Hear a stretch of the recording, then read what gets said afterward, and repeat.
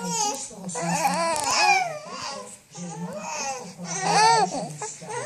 Ona je teraz dočasne riešavé u sestry. Každý deň platí do telefónu, bojí sa, že nám naše dieťatko zoberie sociálka. No prečo sociálka? To sú staré mami, aby našli peniaze. Choďte prosím vás za mňa, ja už neviem, strašne rýchlo. Ďakujem. Na týchto mladých, ktorí som veľmi zvedavá.